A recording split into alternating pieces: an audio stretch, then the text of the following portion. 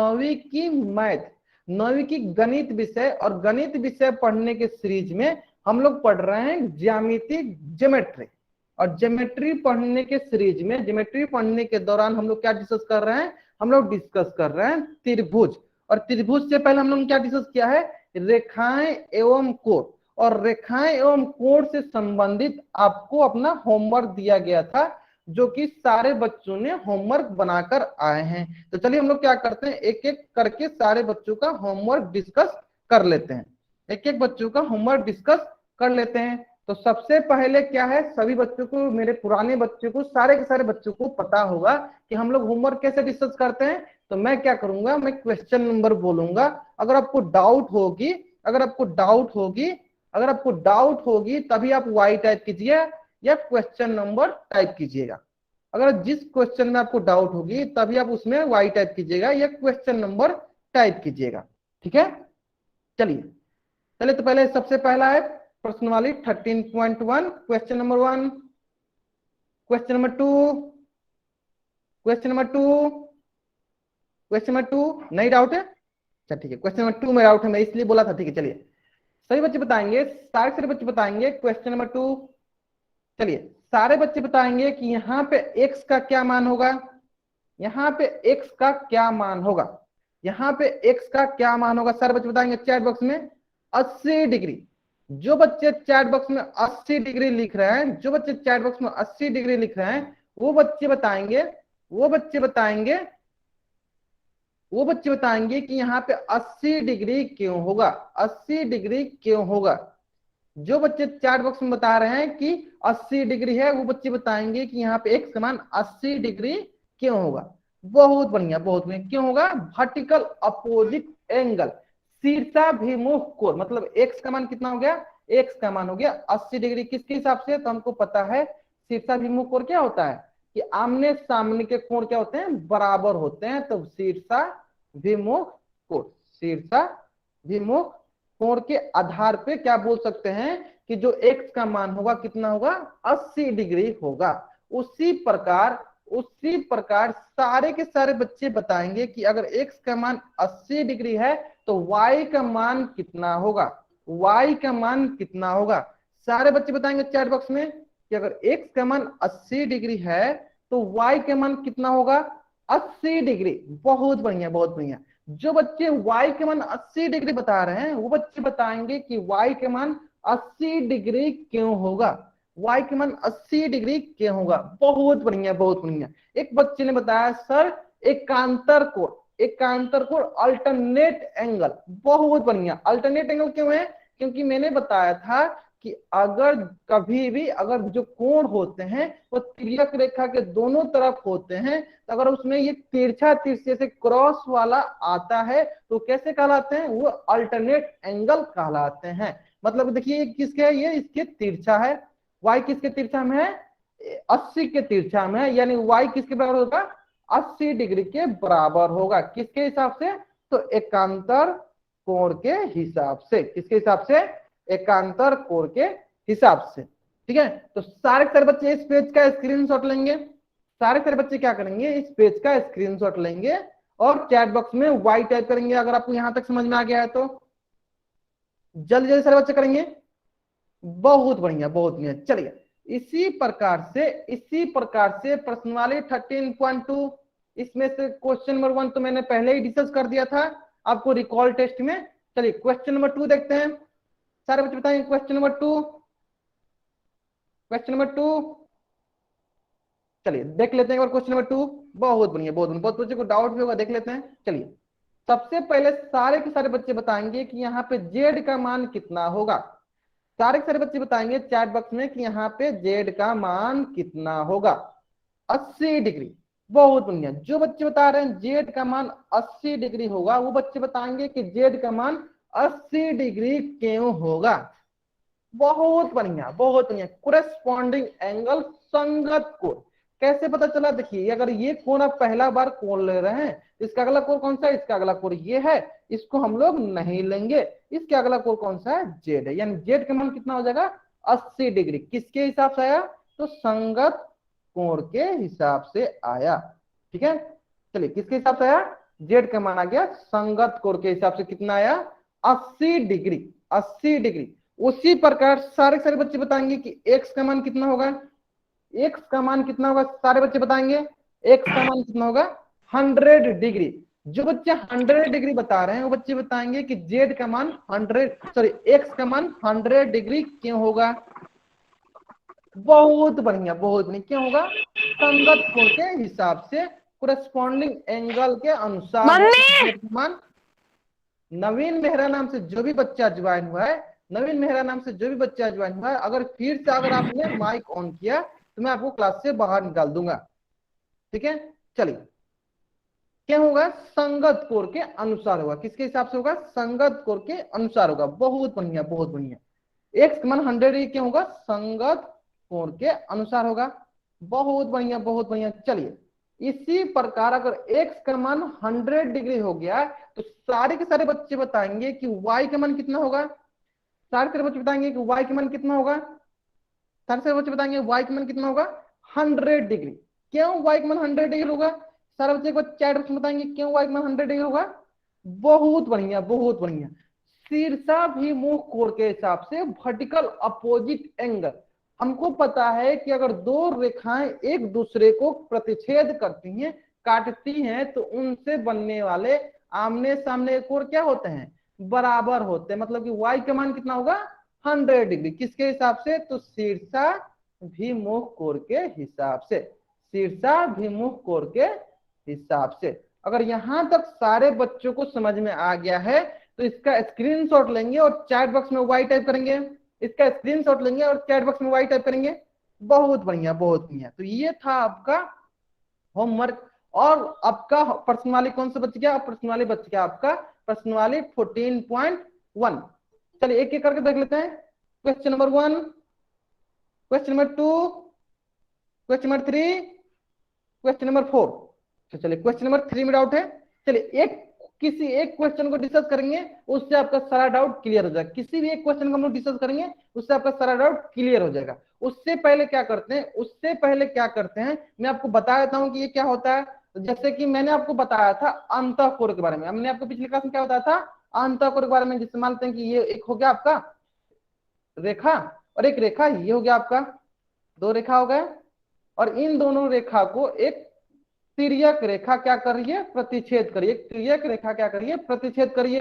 एक रेखा ये हो गया, एक रेखा ये हो गया, और एक रेखा ये हो गया। तो अगर इन दोनों रेखाओं को कोई तिर्यक रेखा प्रतिच्छेद कर रही है, अगर ये दोनों रेखा कैसी होनी चाहिए, तो ये दोनों रेखा, अगर ये दोनों रेखा जो है, अगर ये दोनों रेखा जो है समांतर हो, क्या हो, समांतर हो, तो इनसे बनने वाले क्या, चलिए वो भी देख लेते हैं। चलिए मान लेते हैं कि ये कोण जो है आपका 1 है, और ये कोण जो है आपका 2 है, और ये कोण जो है आपका 3 है, और ये कोण जो है आपका 4 है। तो इनसे बनने वाले अंतःकोण कौन कौन से, इनके अंतःकोण कौन कौन से है, तो 2 और 3 इनके क्या है, 2 और 3 इनके क्या है, अंतःकोण है। 2 और 3 क्या है, इनके अंतःकोण है। मतलब इनसे बनने वाले अंतःकोणों का योग कितना होगा, सारे बच्चे बताएंगे अंतःकोणों का योग कितना होगा। सारे बच्चे जल्दी से जल्दी बताएंगे चैट बॉक्स में कि अंतःकोण का योग कितना होगा, 180 डिग्री। बहुत बढ़िया, बहुत बढ़िया। चलिए, ये 180 डिग्री तभी होता है, ये 180 डिग्री तभी होता है जब ये एम रेखा और एन रेखा क्या होते हैं, समांतर होते हैं, पैरेलल होते हैं।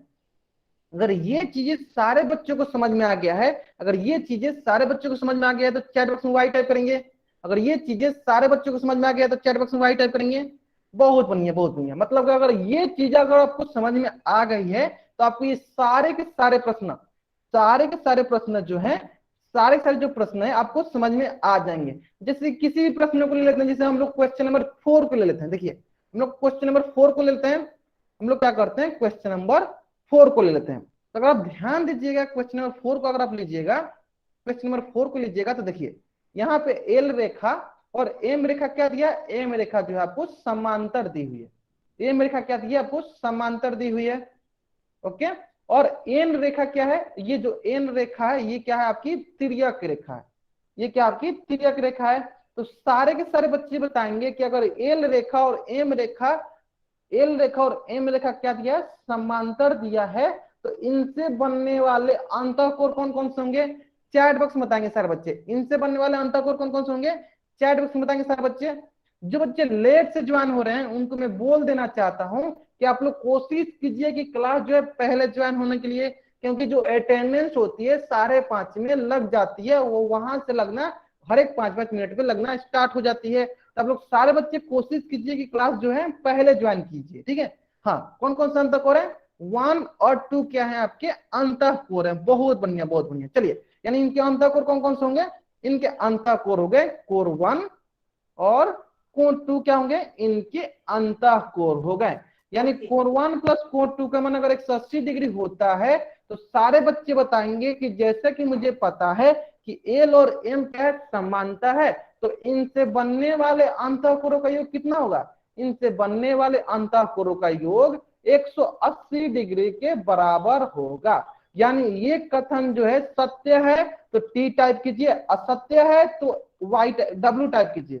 अगर ये सत्य है तो टी टाइप कीजिए, असत्य है तो डब्ल्यू टाइप कीजिए। बहुत बढ़िया, क्या है ये, सत्य कथन है। क्यों, क्योंकि मुझे पता है कि अगर दो रेखाएं समांतर होती हैं तो उनसे बनने वाले अंतःकोरों का योग हमेशा 180 डिग्री के बराबर होता है। सारे बच्चे अपना माइक ऑफ रखेंगे। बहुत बढ़िया बहुत बढ़िया। चलिए, तो ऐसे ही आपको ये चारों प्रश्न करने हैं, ऐसे ही आपको ये चारों प्रश्न करने हैं, जो कि बहुत ही सरल प्रश्न है, ठीक है। अगर यहां तक सारे बच्चों को समझ में आ गया है तो आपको क्या करना है, इसका स्क्रीनशॉट लेना है और चैट बॉक्स में वाई टाइप करना है और सारे सारे प्रश्नों को कैसे करना है ऐसे ही बना लेना है, ठीक है। सारे बच्चों को समझ में आ गया, बहुत बढ़िया बहुत बढ़िया बहुत बढ़िया। चलिए, तो यहां तक तो था आपका होमवर्क। अब हम लोग देख लेते हैं एक बार कि मैंने आपको पिछले क्लास में क्या क्या पढ़ाया था। यहां तक आपका क्या था, यहां तक था आपका होमवर्क, जो कि मेरे प्यारे बच्चे सारे बच्चे ने बना लिया था, ठीक है। कुछ बच्चों को कहीं कहीं डाउट था, ठीक है। डाउट आनी बहुत ही ज्यादा जरूरी है। क्यों, अगर आप होमवर्क बनाते हैं तो आपको डाउट आएगी, अगर आप होमवर्क नहीं बनाएंगे तो आपको डाउट आएगी ही नहीं। इसलिए मैं बोलता हूं कि अगर डाउट आ रही है इसका मतलब ये है कि आप लोग होमवर्क बना रहे हैं, ठीक है। चलिए, तो यहां तक तो हो गया होमवर्क की बात। अब हम लोग बात कर लेते हैं कि हम लोगों ने पिछले क्लास में कहां तक पढ़ा था और क्या क्या पढ़ा था, ठीक है। अब हम लोग बात कर लेते हैं कि मैंने पिछले क्लास में क्या क्या पढ़ा था और कहां तक पढ़ा था, ठीक है। तो सबसे पहले हम लोगों ने पढ़ा था पिछले क्लास में त्रिभुज। तो सारे के सारे बच्चे जो हैं चैट बॉक्स में बताएंगे कि त्रिभुज क्या होती है, त्रिभुज क्या होती है। बहुत बढ़िया बहुत बढ़िया। एक बच्चे ने बताया सर त्रिभुज जो होती है ऐसी बंद आकृति होती है जो 3 भुजाओं से घिरी होती है। बहुत बढ़िया, 3 भुजाओं से घिरी हुई बंद आकृति को क्या कहते हैं, त्रिभुज कहते हैं। कैसे, जैसे कि मान लीजिए ये है और ये है। देखिए 3 भुजा, एक भुजा ये हो गया, एक भुजा ये हो गया और एक भुजा ये हो गया। मतलब सबसे महत्वपूर्ण बात क्या है, 3 भुजाओं से घिरी हुई बंद आकृति होनी चाहिए। बंद आकृति होनी चाहिए, उसे क्या कहते हैं, उससे हम लोग त्रिभुज कहते हैं। उसी प्रकार हम लोगों ने पढ़ा था कि त्रिभुज के पास जो होती है 3 भुजा होती है, 3 कोण होते हैं और 3 शीर्ष होते हैं, 3 शीर्ष होते हैं, ठीक है। तो हम लोगों ने क्या किया था, हम लोगों ने पिछले क्लास में कोण के आधार पे त्रिभुज के प्रकार को पढ़ लिया था, जिसमें सबसे पहला प्रकार था न्यून कोण त्रिभुज, जो कि होता है एक्यूट एंगल ट्रायंगल। अब ये क्या होता है, तो इसमें क्या होता है कि त्रिभुज की तीनों कोण अगर 90 डिग्री से कम हो, 90 डिग्री से कम हो तो उसे क्या कहते हैं, उसे कहते हैं न्यून कोण त्रिभुज। बहुत बढ़िया बहुत बढ़िया। उसी प्रकार से दूसरा त्रिभुज हम लोगों ने पढ़ा था समकोण त्रिभुज। अब ये क्या होता था, तो ये होता था कि ऐसा त्रिभुज जिसमें एक कोण क्या होना चाहिए, एक कोण जो होना चाहिए 90 डिग्री के बराबर होना चाहिए। कितने के बराबर होना चाहिए, 90 डिग्री के बराबर होना चाहिए। इसी प्रकार अगला त्रिभुज कौन सा पढ़ा था हम लोगों ने, अगला त्रिभुज पढ़ा था अधिक कोण त्रिभुज। अब ये क्या होता है, ऑब्ट्यूज एंगल ट्रायंगल क्या होता है, इसमें क्या होता है कि एक कोण जो होते हैं, इसके एक कोण जो होते हैं 90 डिग्री से, एक कोण जो होते हैं 90 डिग्री से अधिक होते हैं। कितना होते हैं, 90 डिग्री से अधिक होते हैं, ठीक है। अगर यहां तक सारे बच्चों को समझ में आ गया है कि न्यून कोण त्रिभुज क्या होता है, समकोण त्रिभुज क्या होता है, अधिकोण त्रिभुज क्या होता है, तो चैट बॉक्स में वाई टाइप करेंगे। बहुत बढ़िया बहुत बढ़िया। चलिए, तो अगर आपको यहां तक समझ में आ गया है तो आपके स्क्रीन पे क्वेश्चन है, और इस क्वेश्चन का आंसर आपको कहां देना है, इस क्वेश्चन का आंसर आपको पोल सेक्शन में जाकर देना है। प्रश्न बहुत ही सरल प्रश्न है। प्रश्न क्या है, प्रश्न है यदि त्रिभुज के तीनों कोणों की माप 30 डिग्री, 50 डिग्री और 100 डिग्री है तो त्रिभुज की प्रकार बताइए। बहुत ही सरल प्रश्न है, बहुत ही सरल प्रश्न है। सारे के सारे बच्चे कहां आंसर करेंगे, पोल सेक्शन में जाकर आंसर करेंगे। जैसे कि मैं आपको दिखाता हूं, देखिए एक कोण क्या दिया, एक कोण जो दिया है, एक कोण दिया है 30 डिग्री, दूसरा कोण दिया है 50 डिग्री और तीसरा कोण दिया आपको 100 डिग्री। तो सारे बच्चों को पता है कि अगर कोई भी एक कोण जो होता है 90 डिग्री से ज्यादा हो अधिकोण त्रिभुज कहलाएगा, 90 डिग्री के बराबर हो समकोण त्रिभुज कहलाएगा, 90 डिग्री से कम हो तो न्यूनकोण त्रिभुज कहलाएगा। तो इसी आधार पे सारे के सारे बच्चे जल्दी जल्दी इस प्रश्न का आंसर करेंगे। और कहां आंसर करना आपको, तो आपको आंसर जो है पोल सेक्शन में जाकर करना है। कहां आंसर करना है आपको, पोल सेक्शन में जाकर आंसर करना है। तो आपके पास मात्र 10 सेकंड का टाइम है, आपके पास मात्र 10 सेकंड टाइम है, ठीक है। जिन बच्चों ने कर लिया ठीक है, जिन बच्चों ने अभी तक नहीं किया जल्दी जल्दी आंसर करेंगे, जल्दी जल्दी सारे बच्चे आंसर करेंगे। बहुत बढ़िया बहुत बढ़िया। देखिए 10, 9, 8, 7, 6, 5, 4, 3, तब तक क्या करेंगे, सारे बच्चे जाकर पोल सेक्शन में आंसर करेंगे। जल्दी जल्दी सारे बच्चे आंसर करेंगे पोल सेक्शन में। 2, बहुत बढ़िया, ठीक है। 1, बहुत बच्चों ने मेरे आंसर कर दिया और बहुत बच्चों ने जो है आंसर सही दिया था। और 0 भी, ठीक है, 0, ठीक है। चलिए तो देखते हैं हम लोग अपना प्रश्न, प्रश्न क्या दिया है। अगर किसी भी त्रिभुज की कोणों की माप क्या दिया, 30 डिग्री, 50 डिग्री और 100 डिग्री।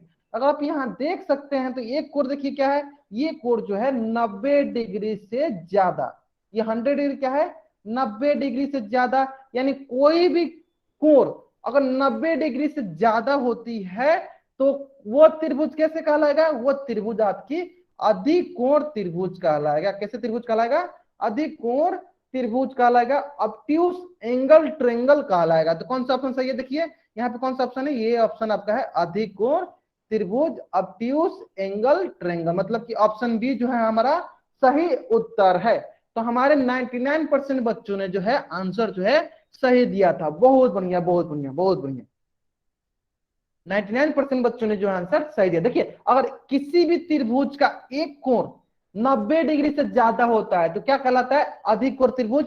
90 डिग्री के बराबर होता है तो क्या कहलाता है, समकोण त्रिभुज। अगर तीनों के तीनों कोण जो होते हैं 90 डिग्री से कम होते हैं तो क्या कहलाते हैं, वो न्यूनकोण त्रिभुज। चलिए एक बार मैं फिर से बता दूं, देखिए एक एक एग्जांपल लेते हैं। देखिए ये मैं मान लेता हूं एक त्रिभुज, ये मैं मान लेता हूं एक त्रिभुज, और इसमें मान लेता हूं मैं एक और त्रिभुज, ठीक है। और इसमें क्या करता हूँ, तीनों के तीनों जो कोण है 90 डिग्री से कम, जैसे 60, इसमें भी 60, इसमें भी क्या करता हूँ 60 करता हूँ। और इसमें क्या करता हूँ, एक कोण 90 डिग्री कर देता हूँ और एक करता हूँ 30 डिग्री और दूसरा करता हूँ 60 डिग्री। और इसमें क्या करता हूँ, एक कोण जो होता है 90 डिग्री से बढ़ा देता हूँ, ये 30 डिग्री ये 40 डिग्री, ठीक है। चलिए इसको मैं बना लेता हूँ चित्र नंबर 1, इसको चित्र नंबर 2, इसको मैं चित्र नंबर 3। तो सारे बच्चे बताएंगे चित्र नंबर 1 जो है, फिगर नंबर 1 जो है कैसा त्रिभुज है, कैसा त्रिभुज है, कैसा त्रिभुज है। बहुत बढ़िया बहुत बढ़िया। कैसा त्रिभुज है, तो न्यूनकोण त्रिभुज है। कैसा त्रिभुज है, ये न्यूनकोण त्रिभुज है। क्यों, क्योंकि इनके तीनों की तीनों जो कोण है देखिए 90 डिग्री से 90 डिग्री से कम है। क्यों है, क्योंकि 90 डिग्री से तीनों कोण क्या है, कम है। तीनों कोण क्या होते हैं 90 डिग्री, मैं लिख देता हूं यहाँ पे, तीनों कोण क्या है, तीनों कोण जो है 90 डिग्री से कम है। उसी प्रकार सारे बच्चे बताएंगे कि ये जो चित्र नंबर 2 है ये किस प्रकार का त्रिभुज है, ये जो चित्र नंबर 2 है किस प्रकार का त्रिभुज है, राइट एंगल ट्रायंगल, समकोण त्रिभुज है। बहुत बढ़िया बहुत बढ़िया। क्यों, क्योंकि इसमें एक कोण क्या है, इसमें एक कोण देखिए क्या है, एक कोण क्या है 90 डिग्री के बराबर है, एक कोण 90 डिग्री के बराबर है, 90 डिग्री के बराबर है। बहुत बढ़िया। उसी प्रकार सारे से बताएंगे तीसरा नंबर जो आकृति है कैसा त्रिभुज है, तो ये है आपका अधिकोण त्रिभुज।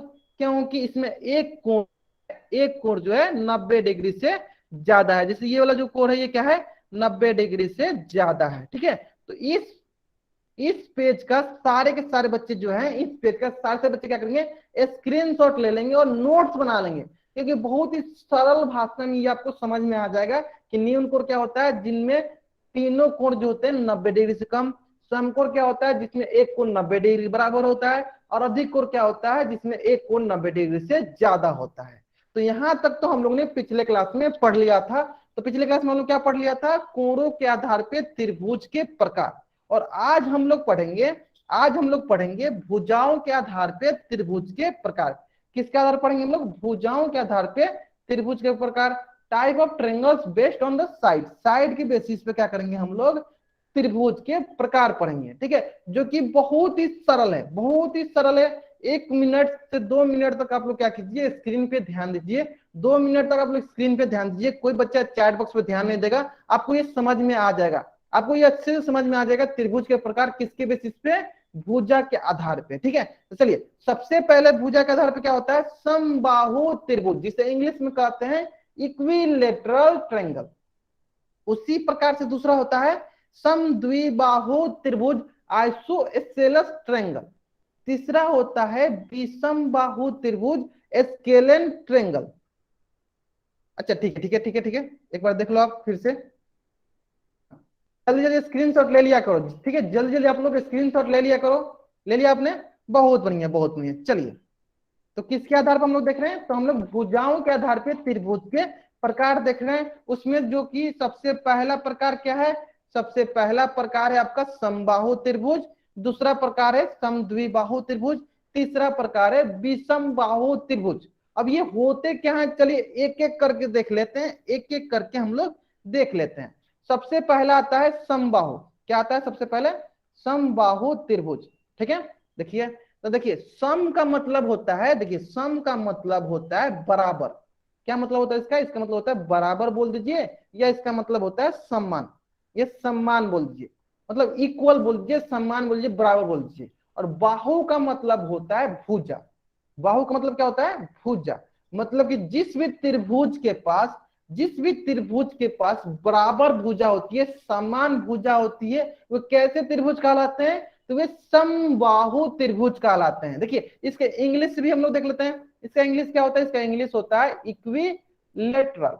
क्या होता है इसका इंग्लिश, इक्विलेटरल ट्रायंगल। देखिए, तो इक्वी मतलब होता है, देखिए इक्वी मतलब होता है इक्वल। क्या होता है, इक्वल। और लेटरल का मतलब होता है साइड, सरफेस।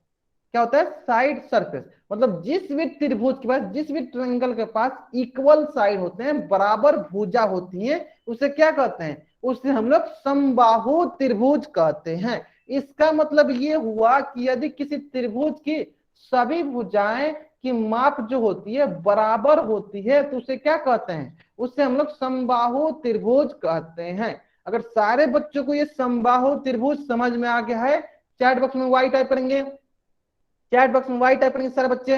अगर सारे बच्चों को समबाहु त्रिभुज समझ में आ गया है तो चैट बॉक्स में वाई टाइप करेंगे। बहुत बढ़िया बहुत बढ़िया, चलिए बहुत बढ़िया बहुत बढ़िया। चलिए इसी प्रकार से अगर किसी भी त्रिभुज की सारी भुजाएं, जैसे मान लीजिए इसकी एक भुजा ये है, दूसरी भुजा ये है, तीसरी भुजा ये है। देखिए सारी सारी भुजा क्या है, देखिए ए बी बराबर है, ए सी बराबर है, बी सी किसके बराबर है, तो ए सेंटीमीटर। मतलब तीनों की तीनों भुजा क्या है, बराबर माप की है। अगर मतलब मान लीजिए ऐसे हो, मान लीजिए ऐसे हो, ये 5 सेंटीमीटर हो, तो ये भी क्या होगा 5 सेंटीमीटर, ये भी क्या होगा 5 सेंटीमीटर। मतलब कि जो एक भुजा की माप होगी वही भुजा की माप तीनों भुजा की होगी। 5 5 5 या 10 10 10, ये कुछ भी, जो एक भुजा की माप होगी वही भुजा की माप सारे भुजा की होगी। ठीक है, तो ये कहलाता है आपका समबाहु त्रिभुज। तो ये रही बात आपकी भुजा की, मतलब कि तीनों भुजा बराबर, मतलब कि समबाहु त्रिभुज। अब क्या होता है कि अगर तीनों भुजा बराबर होते हैं तो उनके कोण में कुछ संबंध होता है। अगर ये मान लीजिए 3 भुजा बराबर होते हैं, जैसे कोई त्रिभुज हो गया, ये क्या हो गया आपके त्रिभुज हो गए, और ये तीनों की तीनों भुजा अगर इसकी बराबर होती हैं, अगर ये तीनों की तीनों भुजा क्या होती है, इनकी बराबर होती हैं, इनकी तीनों की तीनों भुजा मान लेते हैं बराबर होती हैं, तो इनके जो कोण होते हैं, इनके जो कोण होते हैं, प्रत्येक कोण कितने के होते हैं, प्रत्येक कोण 60 डिग्री के होते हैं। तो आपको ये याद रखना है कि कभी भी समबाहु त्रिभुज आता है तो उसकी तीनों भुजा तो बराबर होती हैं, साथ साथ क्या याद रखना है, उनके प्रत्येक कोण कितने के होते हैं, तो 60 डिग्री के होते हैं। तो सारे बच्चे एक बार चैट बॉक्स में बताएंगे कि समबाहु त्रिभुज के प्रत्येक कोण कितने के होते हैं। चैट बॉक्स में बताएंगे सारे बच्चे कि समबाहु त्रिभुज के प्रत्येक कोण कितने डिग्री का होते हैं, 60 डिग्री के होते हैं। बहुत बढ़िया बहुत बढ़िया। चलिए कोई बच्चा माइक ऑन नहीं करेगा, बहुत बढ़िया बहुत बढ़िया। चलिए यहां तक अगर आपको समझ में आ गया है, यहां तक अगर आपको समझ में आ गया है, तो अब हम क्या करते हैं, अगला देखते हैं। ये टॉपिक तो सबका क्लियर हो गया, समबाहु त्रिभुज। चलिए अब हम लोग देखते हैं समद्विबाहु त्रिभुज। क्या देखते हैं, समद्विबाहु त्रिभुज। अब क्या होता है, इसको इंग्लिश में बोलते हैं आइसोसेलेस ट्रायंगल। सम लिख देते, चलिए यहाँ पे सम द्विबाहु त्रिभुज। अब देखिए, ये देखिए सम का मतलब होता है बराबर। सम का मतलब क्या होता है, बराबर। ओके, द्वि मतलब क्या होता है, द्वि मतलब होता है दो। बाहु मतलब क्या हो जाएगा, बाहु मतलब हो जाएगा भुजा। और त्रिभुज के बारे में तो सबको पता है, यानी कोई भी त्रिभुज जिसकी दो भुजा बराबर होती हैं उसे क्या कहते हैं, उसे हम लोग कहते हैं समद्विबाहु त्रिभुज। जैसे कि मान लीजिए एक त्रिभुज ये है ए बी सी, अगर इसकी दो भुजा, मान लीजिए अगर एक भुजा ये हो गई, दूसरी भुजा ये हो गई, अगर किसी भी त्रिभुज की दो भुजा बराबर होती है तो उसे क्या कहते हैं, उससे कहते हैं समद्विबाहु त्रिभुज। सम द्विबाहु त्रिभुज। अगर ये अब सारे बच्चों को समझ में आ गया कि समद्विबाहु त्रिभुज क्या होता है, तो चैट बॉक्स में वाई टाइप करेंगे, जल्दी से बता कर करें।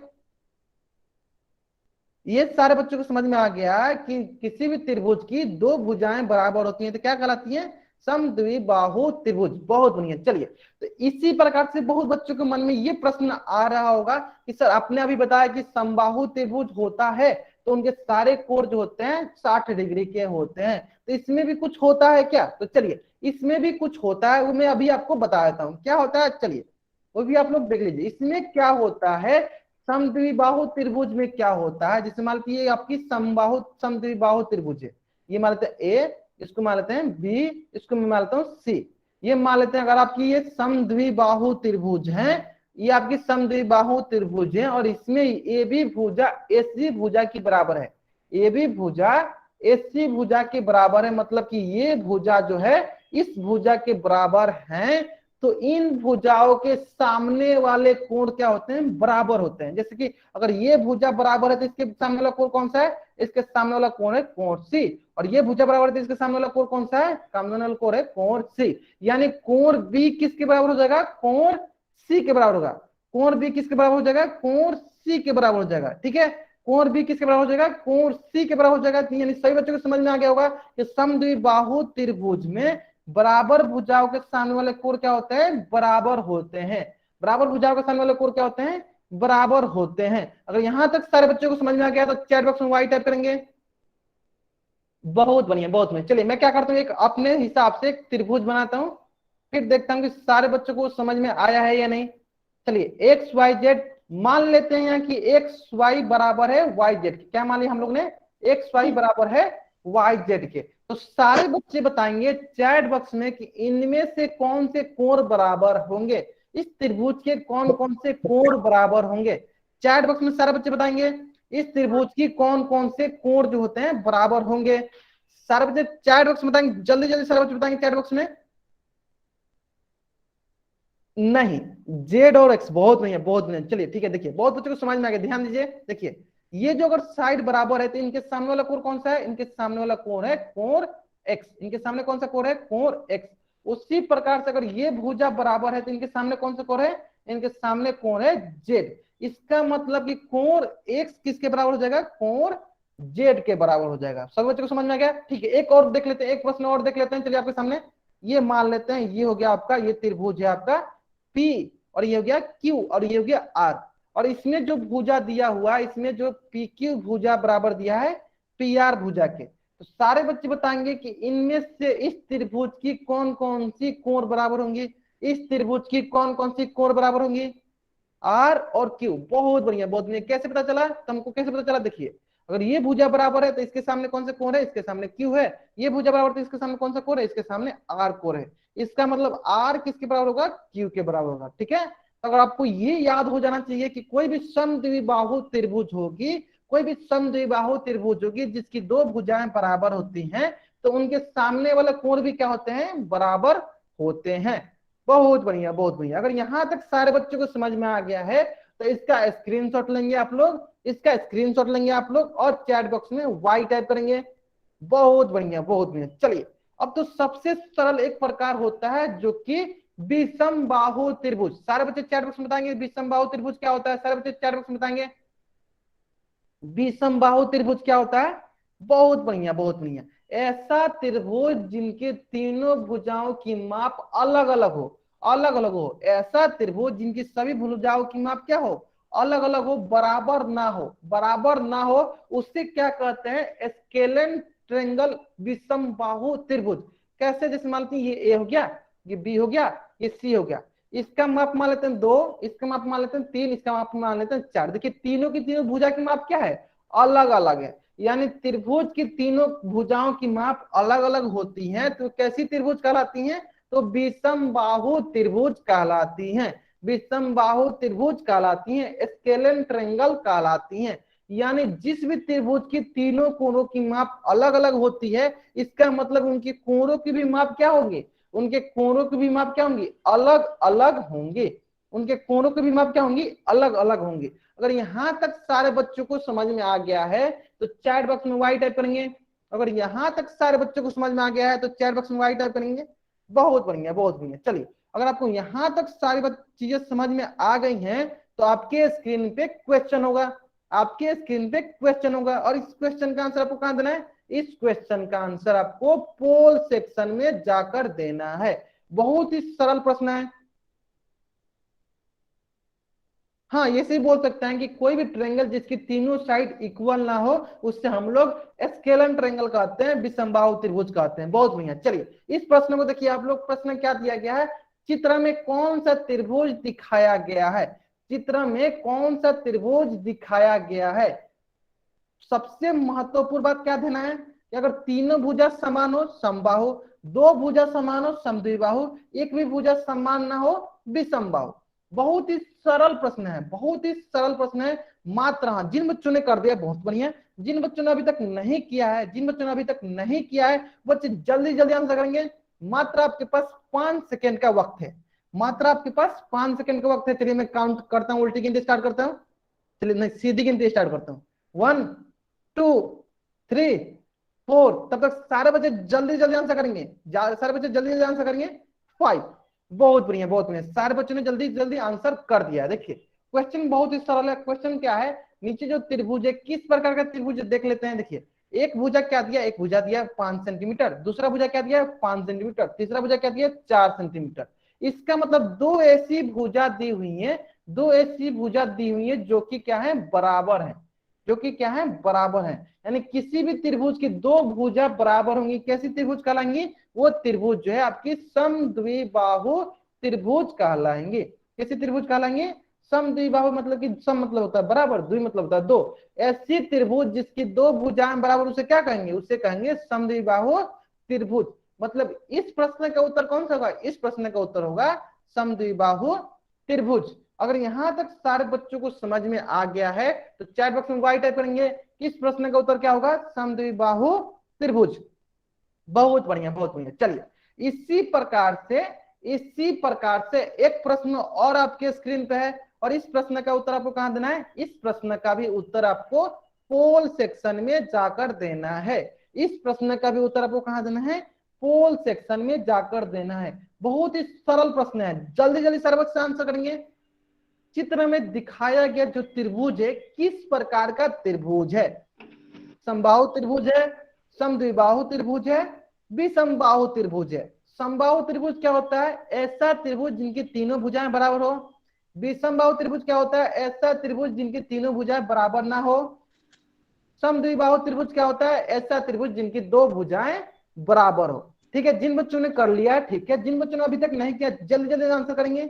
बहुत बढ़िया बहुत बढ़िया। चलिए तो जहां तक मैं देख पा रहा हूँ मेरे अधिकतर बच्चों ने इसका आंसर जो है कर दिया। ठीक है चलिए स्टार्ट करते हैं हम लोग, स्टार्ट करते हैं हम लोग। देखिए तू लगा रखी क्या, इसकी भुजा, ऐसी भुजा क्या है, ऐसी भुजा है 4 सेंटीमीटर, ए भी भुजा क्या है, ए भी भुजा है आपकी 4 सेंटीमीटर और बीसी भुजा क्या है, बीसी भुजा भी है 4 सेंटीमीटर। मतलब कि तीनों की तीनों जो भुजाएं हैं, तीनों की तीनों जो भुजाएं हैं बराबर हैं। तो अगर हमको पता है कि अगर त्रिभुज की तीनों भुजाएं बराबर होती हैं तो किस प्रकार के त्रिभुज कहलाती हैं, वो किस प्रकार की त्रिभुज कहलाती हैं, तो वो समबाहु त्रिभुज कहलाती हैं।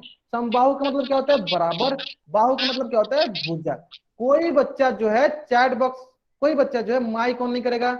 ये नाम से जो भी बच्चा जो है ना अपना माइक ऑफ रखें। चलो ठीक है, ये किस प्रकार त्रिभुज कहलाएगा, ये आपकी समबाहु त्रिभुज कहलाएगी। ये आपकी कैसी त्रिभुज कहलाएगी, समबाहु त्रिभुज कहलाएगी। मतलब कौन सा ऑप्शन सही है, ऑप्शन सी जो है हमारा सही उत्तर है, इक्विलैटरल ट्रायंगल कहलाएगा।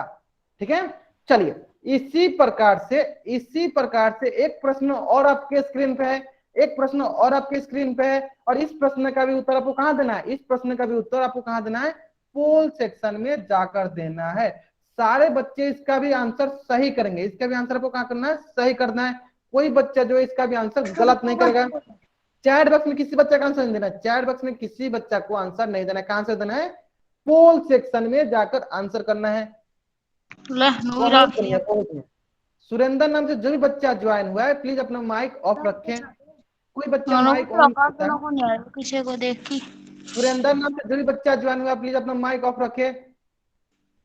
एक बार ये देखो एक बार। बहुत बढ़िया, चलिए अधिकतर बच्चों ने आंसर कर दिया। ठीक है ठीक है ठीक है ठीक है, चलिए बहुत बढ़िया बहुत बढ़िया बहुत बढ़िया। चलिए तो देखते हैं कौन सा आंसर होगा।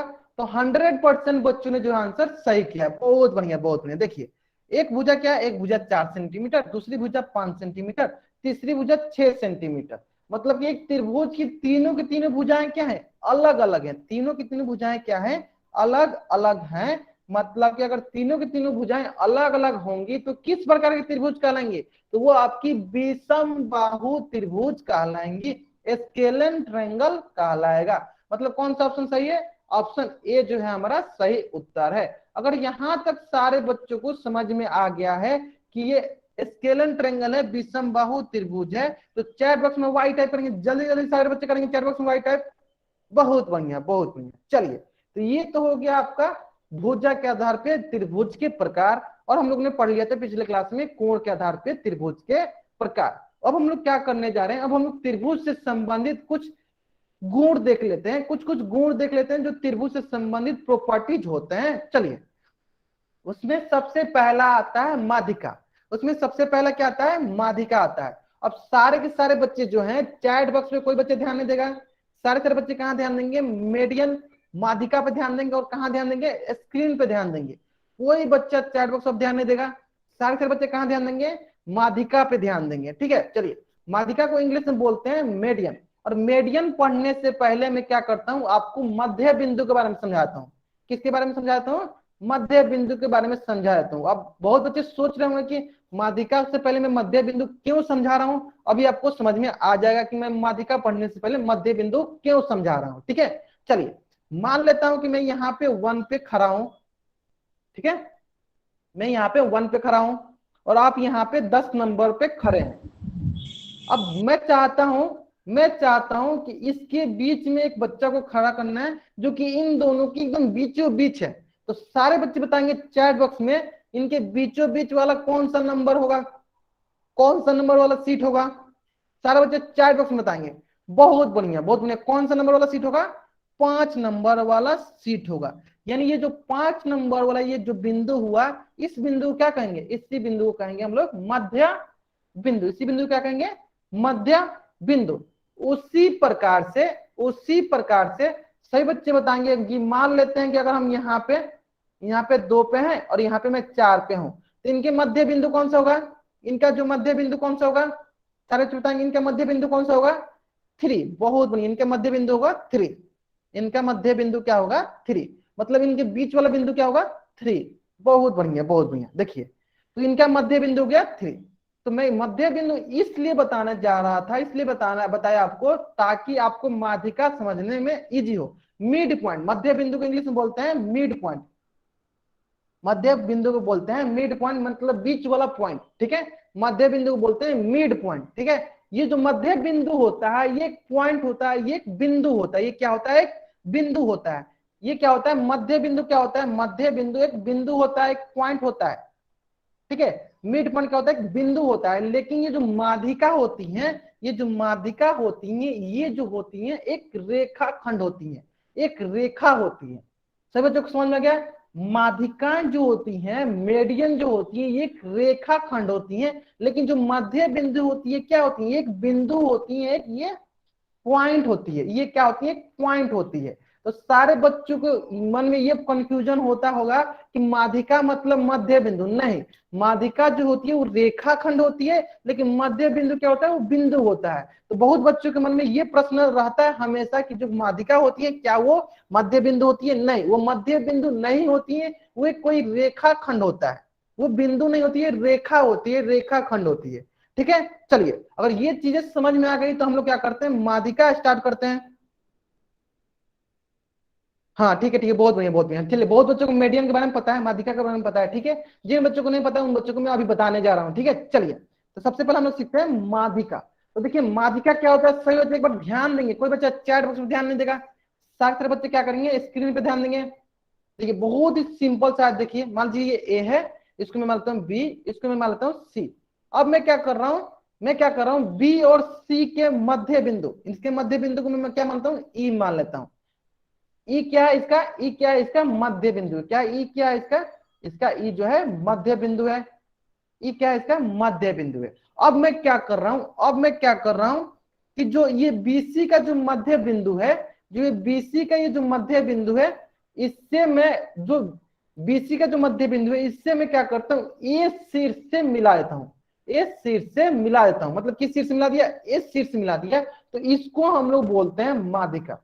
इसको हम लोग क्या कहते हैं, माध्यिका। तो अगर आपको ध्यान दीजिएगा, आपको दिख गया होगा कि माध्यिका क्या है, माध्यिका एक रेखा, एक रेखा खंड है। रेखा एक रेखा खंड है, लेकिन जो मध्य बिंदु क्या है, वो एक बिंदु है, वो एक बिंदु है।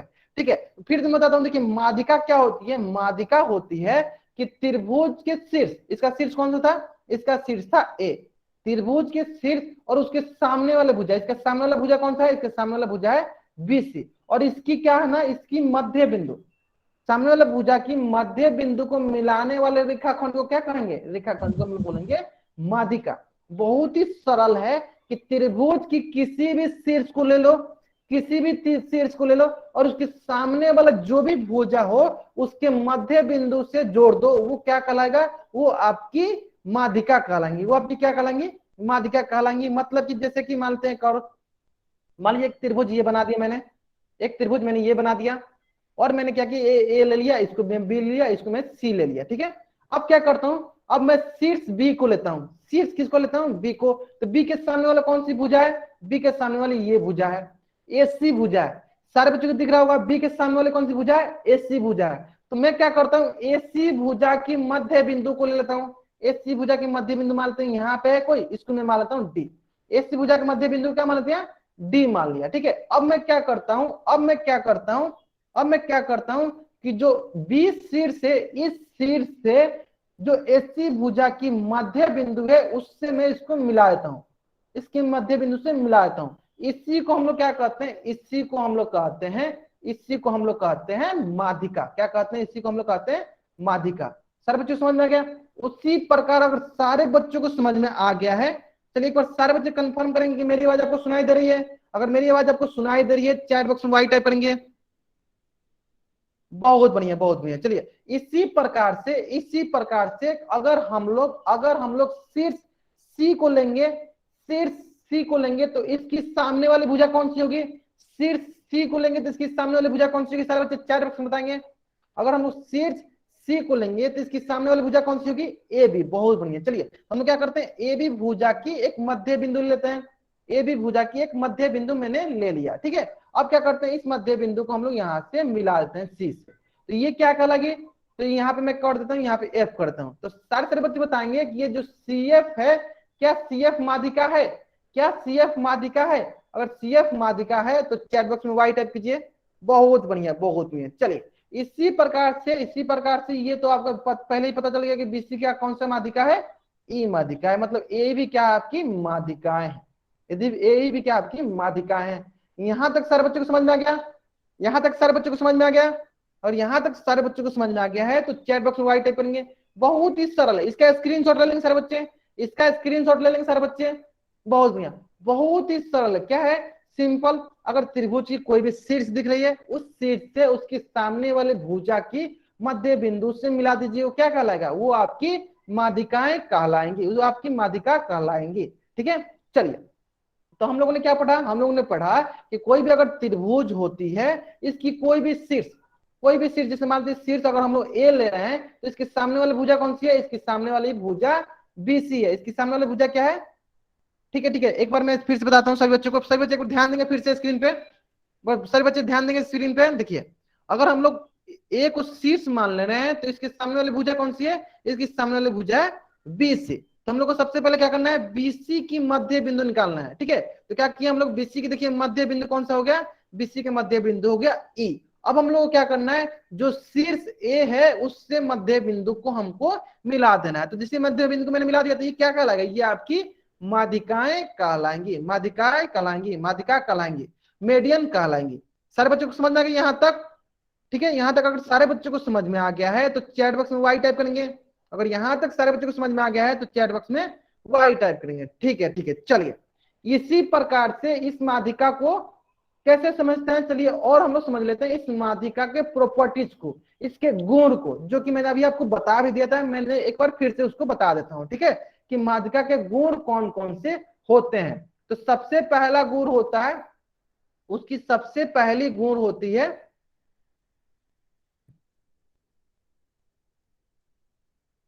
त्रिभुज की माध्यिका की सबसे पहली गुण होती है कि ये जो होती है त्रिभुज को दो बराबर हिस्सों में बांटती है। जैसे कि ये इसकी माध्यिका है, ये इसकी क्या है, माध्यिका है। इसका मतलब ये जो त्रिभुज एबीसी है, इसको दो बराबर भागों में, मतलब कि मान लेते हैं कि अगर दोनों त्रिभुज का, त्रिभुज एबीसी का अगर क्षेत्रफल मान लेते हैं 10 सेंटीमीटर स्क्वायर था, तो इसको दो बराबर भागों में, मतलब कि एक भाग ये हो गया, एक भाग ये हो गया और एक भाग ये हो गया। तो सारे बच्चे बताएंगे कि एसीई का माप कितना के बराबर होगा, एसीई का क्षेत्रफल कितने के बराबर होगा। सारे बच्चे चैट बॉक्स में बताएंगे एसी त्रिभुज का क्षेत्रफल कितना होगा, 5 सेंटीमीटर। क्यों, क्योंकि इसको दो बराबर भाग में बांट रहे थे, ये भी 5 सेंटीमीटर, ये भी 5 सेंटीमीटर। तो सबसे पहला प्रॉपर्टीज क्या हुआ, सबसे पहला प्रॉपर्टीज हुआ कि त्रिभुज की माध्यिकाएं जो हैं त्रिभुज को दो बराबर हिस्सों में बांटती है, त्रिभुज को दो बराबर हिस्सों में बांटती है। यानी एरिया ऑफ ट्रायंगल, ये वाला जो ट्रायंगल है, इस ट्रायंगल की एरिया और इस ट्रायंगल की एरिया जो होती है समान होती है, बराबर बराबर होती है। यानी अगर सारे बच्चों को ये पहला प्रॉपर्टी समझ में आ गया है तो चैट बॉक्स में वाई टाइप करेंगे। अगर सारे बच्चों को ये पहला प्रॉपर्टी समझ में आ गया है तो चैट बॉक्स में वाई टाइप करेंगे। बहुत बढ़िया, बहुत बढ़िया। चलिए, अब दूसरा प्रॉपर्टीज होता है जो कि बहुत ही सरल प्रॉपर्टीज होता है। जैसा कि आपको दिख रहा है, सारे बच्चे बताएंगे, चलिए, त्रिभुज के पास कितनी माध्यिकाएं होती हैं, त्रिभुज के पास कितनी माध्यिकाएं होती हैं, सारे बच्चे चैट बॉक्स में बताएंगे त्रिभुज के पास कितनी माध्यिकाएं होती हैं, 3 माध्यिकाएं होती हैं। बहुत बढ़िया, जैसे कि देख लीजिए, ये वाला एक माध्यिका हो गया, ये एक माध्यिका है, और एक ये माध्यिका है आपकी। कोई बच्चा माइक ऑन नहीं करेगा, उसी प्रकार से कि ये आपकी माध्यिका होगी। इस प्रकार से त्रिभुज के पास कितनी माध्यिकाएं होती हैं, तो त्रिभुज के पास 3 माध्यिकाएं होती हैं, त्रिभुज के पास 3 माध्यिकाएं होती हैं। तो अगर ये दूसरा प्रॉपर्टीज भी सारे बच्चों को समझ में आ गया है तो चैट बॉक्स में वाई टाइप करेंगे। अगर ये दूसरा प्रॉपर्टी भी सारे बच्चों को समझ में आ गया है तो चैट बॉक्स में वाई टाइप करेंगे।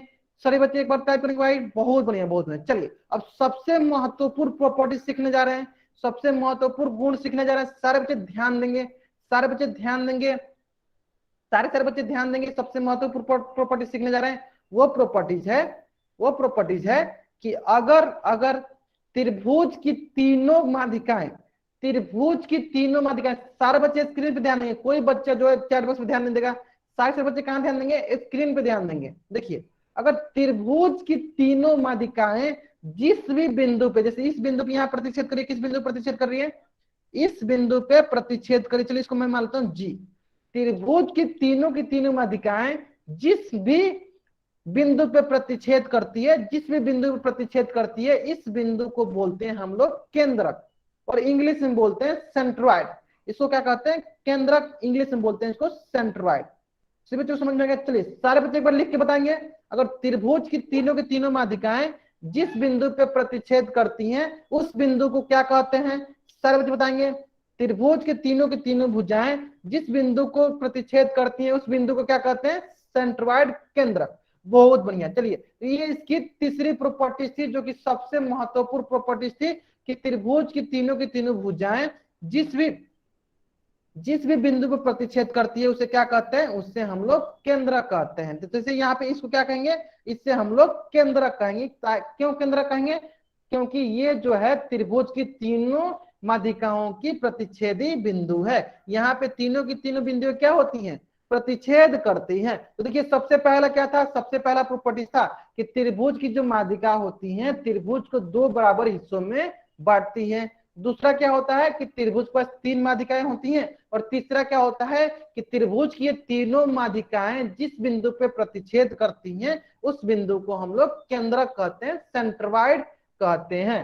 अगर यहां तक सारे बच्चों को समझ में आ गया है, चैट बॉक्स में वाई टाइप करेंगे, जल्दी जल्दी सारे बच्चे करेंगे चैट बॉक्स में वाई।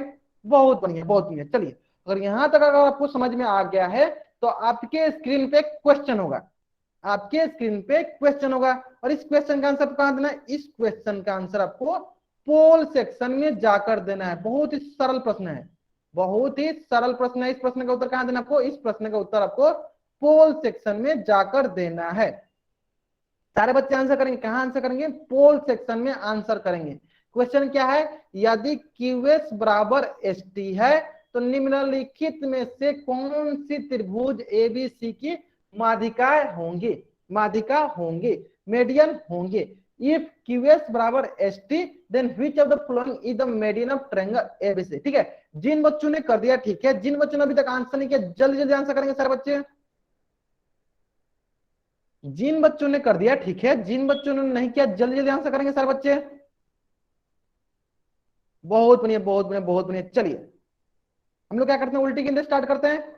उल्टी गिनते स्टार्ट करते हैं। चलिए 5 तक गिन लेते हैं। ठीक है, 5 4 3 2 1। बहुत बढ़िया, बहुत बढ़िया। सारे बच्चों ने, अधिकतर सारे बच्चों ने कर लिया है। ठीक है, चलिए देखिए यहाँ पे क्या दिया है? यहाँ पे दिया है QS बराबर ST। QS कौन है? यहाँ से देखिए, यहाँ से यहाँ तक क्या है? QS है। और यहाँ से यहाँ तक क्या है? ST है। बोल रहा है ये दोनों क्या है? ये दोनों बराबर है। दोनों बराबर का मतलब क्या है? इसका मतलब देखिए, मान लीजिए अगर यहाँ से यहाँ तक QT है, ये Q है, ये T है, तो जो ये S जो है इसका मध्य बिंदु है। इसका क्या है? ये मध्य बिंदु क्यों है? क्योंकि ये बोल रखा है कि QS किसके बराबर है? QS बराबर है ST के। इसका मतलब ये है कि जो S जो है इसके बीच वाला बिंदु है। S क्या है? इसका बीच वाला बिंदु। मतलब S क्या है? इसका S इसका मध्य बिंदु है। S क्या है? इसका मध्य बिंदु है। तो मुझे पता है कि मध्य बिंदु के सामने वाला जो शीर्ष होता है, अगर उससे हम लोग मध्य बिंदु को मिलाते हैं तो वो क्या कहलाता है? उससे हम लोग मध्य बिंदु को मिलाते हैं तो क्या कहलाता है? माध्यिका कहलाता है। इस मध्य बिंदु को सामने वाला शीर्ष कौन सा है? इस मध्य बिंदु को सामने वाला शीर्ष है P। कौन सा शीर्ष है?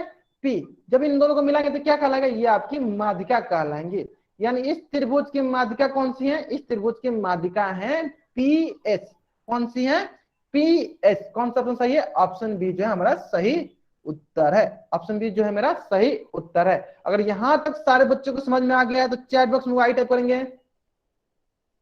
अगर यहां तक सारे बच्चों को समझ में आ गया चैट बॉक्स में वाई टाइप करेंगे। बहुत बढ़िया, बहुत बढ़िया। चलिए, तो आज के लिए हम लोग यहीं तक पढ़ेंगे। अब क्या करते हैं, मैं आपका होमवर्क देता हूं आपको। सारे बच्चे होमवर्क बना के लाएंगे। चलिए, पिछले क्लास तक जो था रेखाएं कोण का था, आज से जो आपके होमवर्क मिलेंगे वो जो है त्रिभुज चैप्टर के होमवर्क मिलेंगे। तो पहला चैप्टर आपका प्रश्नावली 1.1। सारे बच्चे क्या करेंगे? इसका स्क्रीनशॉट लेंगे और चैट बॉक्स में वाई टाइप करेंगे। सारे बच्चे क्या करेंगे? इसका स्क्रीनशॉट लेंगे और चैट बॉक्स में वाई टाइप करेंगे। जल्दी जल्दी सारे बच्चे करेंगे। जो बच्चे स्क्रीनशॉट नहीं लिए वो बच्चे स्क्रीनशॉट लेकर वाई टाइप करेंगे। जो बच्चे स्क्रीनशॉट नहीं लिए वो बच्चे क्या करेंगे? पहले स्क्रीनशॉट लेंगे फिर वाई टाइप करेंगे। बहुत बढ़िया, बहुत बढ़िया। चलिए, मतलब अधिकतर बच्चों ने स्क्रीनशॉट ले लिया है। तो ये आपका प्रश्नावली 1.1। इसी प्रकार से प्रश्नावली 2.1 एंड 2.2 सारे बच्चे इसका भी स्क्रीनशॉट लेंगे और चैट बॉक्स में वाई टाइप करेंगे। सारे बच्चे इसका भी स्क्रीनशॉट लेंगे और चैट बॉक्स में वाई टाइप करेंगे। जिन बच्चों ने स्क्रीनशॉट नहीं लिया वो बच्चे जल्दी जल्दी स्क्रीनशॉट लेंगे और चैट बॉक्स में वाई टाइप करेंगे।